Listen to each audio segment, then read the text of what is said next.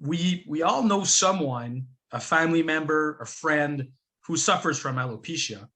It's a condition that can have a major impact on self-esteem, which can also leave psychological scars. And unfortunately, even today, it's a subject that remains taboo. And our mission at Triple Hair is to talk about it. So not just talk about alopecia, but also talk about hair health in general, talk about hair loss prevention, other product, offer product that works, and above all, support our patients in their hair regrowth process, whether it's physically or psychologically. This is definitely really important for us. So let's start maybe with a few statistics to help you understand the different forms of hair loss. First, we have androgenic alopecia, which represent more than 90% of all cases of alopecia. It's a form of hair loss that affects both men and women, but in different ways in terms of prevalence, but also in the way that the hair loss will manifest itself. There's also alopecia areata, which is an autoimmune disease, which represents 1 to 2% of cases of alopecia, and it results in hair loss in patches and on localized areas. Then there are also cases of alopecia caused by chemotherapy. And unfortunately, in some cases, the alopecia will remain permanent.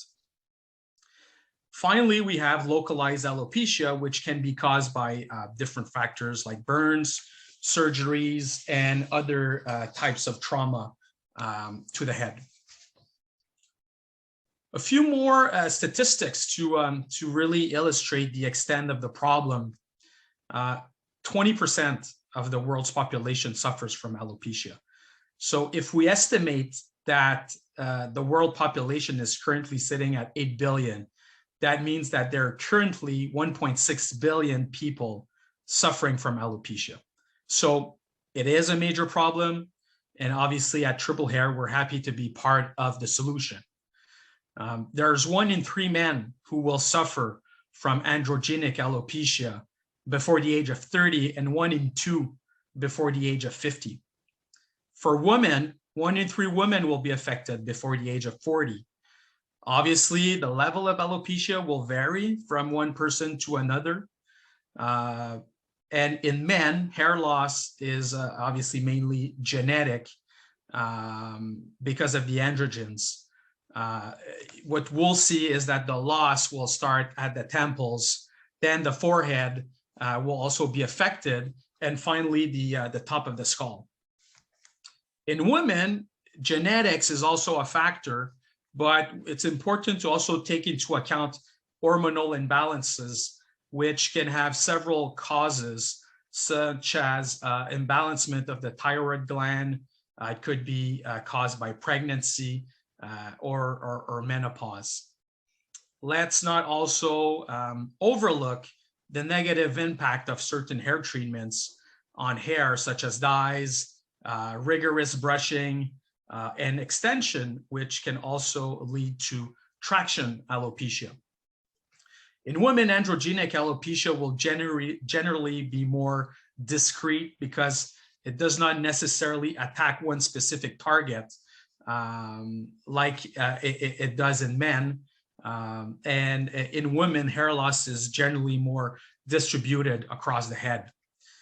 Finally, there's also other factors like taking medication, dietary deficiencies, or stress that can impact both men and women.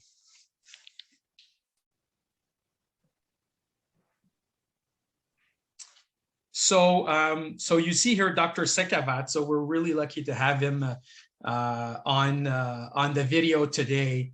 So Houfar is an ophthalmologist by trade, and he will walk us through what brought him to actually create different hair loss solution, and then eventually found Triple Hair as a company. So Houfar, the stage is yours. Hi. So yeah, thank you, Jean-Philippe, for the introduction. Thanks everyone for your interest in our company, in our project. Obviously, well, I created, I founded Triple Hair because I was I was losing my hair, and I was in a situation that it was part of my life, part of my thinking. I wanted to find a solution, and there was none in the market. Even though Jean-Philippe said hair loss is not a life-threatening situation, but it does affect your well-being, and having a healthy hair is important complement to everybody's well-being. And I remember I was going to gas stations and trying to pay at the cashier for my gas, and I was looking at those cameras and TVs on, and I was seeing that my crown, I was moving my head, and I was saying my crown is shiny, and it was always bothering me, and I was trying to find a solution. So the whole thing started there in 2012. We did a lot of research at that time, and I have tried almost everything on the market at that time. Minoxidil it's well known as Rogaine. Rogaine, it's a topical treatment that you can, it's been on the market since last 40 years. Unfortunately, has limited efficacy. I was using minoxidil on daily basis. Later on, since maybe finasteride, I added that. It's a tablet. I was taking one tablet a day. Unfortunately, well, it's something that affects your hormones, and can affect has some side effects such as erectile dysfunction, depression. I had none of those. It helped me to decrease my hair loss, but unfortunately, there had no regrowth, and even they stopped. My hair loss started to increase after a year or two, and in literature, you can see the effectiveness of the treatment decreases after 1 year. Once I was seeing that I could see my crown and I was losing my hair even more, I started to think of other venues, other solutions that I can find, and I had a hair transplant. It's a step, it's a surgery. They open the back of your head, they take part of your scalp, and it left me with a big scar. It had some effect on my scalp, but I could not say that the appearance of my head really changed. So I also tried laser therapy, which really was not useful for me. So the idea of triple hair came from the fact that I knew that hair loss is not a pathology, alopecia is not a pathology, that's my head. It's not a picture I like to look at, but that's how I was looking prior to start the treatments. And the idea came from the fact that the alopecia, androgenic alopecia, is not a pathology that is we can treat just by addressing one pathway. It's a multifactorial disease, and we have to address all those factors, at least many factors, in order to have a significant impact and decrease the hair loss and increase the hair growth. So I went to see my good friend Peter Ford in Moncton, who has a reputable lab, and we started a few treatments. So here is Peter. You can see him on the picture and in his lab, and we started to try the different therapies, and we finally came up with the treatment that we have today after a few years of research and try and fail. And so our treatment, maybe the next slide, yeah. Our treatment is a mixture of minoxidil. We kept it since it's a drug that works, even not when it's used standalone. It's not a very efficacious treatment, but it's still, we kept that since it has a good track record of having some impact. It suppresses the androgen receptor function. It increases vasodilation, and it stimulates the prostaglandin E2 production. And prostaglandin E2 are linked to hair growth. Finasteride, it's a drug I was just telling you that I was taking per mouth. We change that into a topical solution so you don't get all the systemic side effects such as erectile dysfunction, depression, etc. And it decreases the conversion of testosterone to DHT. And DHT, that's the molecule that actually binds to androgen receptors and increase the shedding of your hair. So by decreasing the, suppressing the androgen receptor and decreasing the DHT, we created a synergistic effect right on the scalp without having any systemic side effect. As Jean-Philippe mentioned, I'm an ophthalmologist and I've been treating my glaucoma patient with latanoprost since many years. And latanoprost is the prostaglandin analog. And with latanoprost, you could see that there is a positive stimulating effect on the hair follicle and on eyelashes. And we could see patients, they have fuller, thicker eyelashes. They even have a tiny hair growing around their eyeballs. And later on, Allergan with bimatoprost, which is called Lattice, they even commercialized that, and it's now being prescribed for just cosmetic reason, not for glaucoma. Few studies had showed that latanoprost in macaque can grow hair even on the scalp. And we included that in our formula.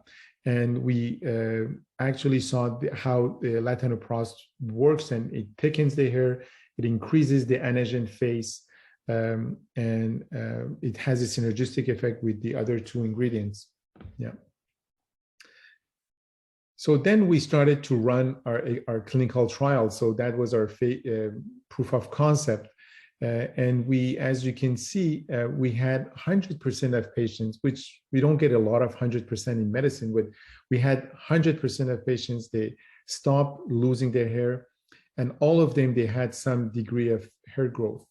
And almost half of them, they had dense hair growth, which is almost, there's nothing like that on the market. So the dense hair growth means you can cut your hair in the new hair when you go to your hairstylist, or you can, it's visually very significant, and we'll show you some example of that. Moderate, it's visually significant. In milli, it's not visually significant, but when we count hair, we can see that there are more hair. So so we can see everybody in our group grew hair, and that was very impressive to us. Since then, we applied for patent, and since we have like almost 25 patents in different parts of the world. Yeah.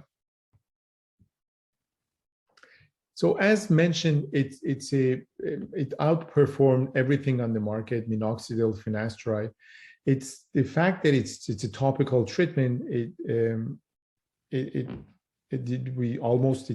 showed that there is no systemic side effect, and it's quite a safe drug.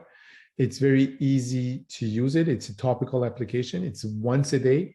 I thought about men who use that. Men are not compliant, and if you put it twice a day like minoxidil, you have a lot of non-compliant patients, and you lose efficacy.